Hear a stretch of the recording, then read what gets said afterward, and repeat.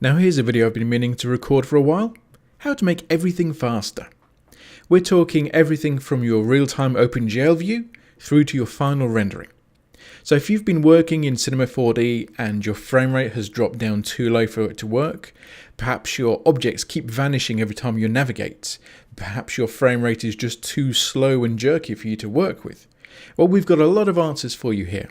How to tweak the OpenGL preferences, how to work with layer systems, how to hide objects properly, and how to, importantly, optimize your scene so you're not asking Cinema to do anything unreasonable to begin with. We of course also cover rendering.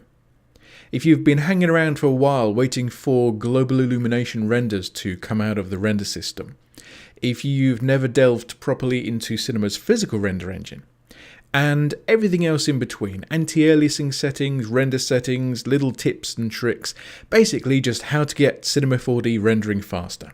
So don't hang around, come grab a copy today.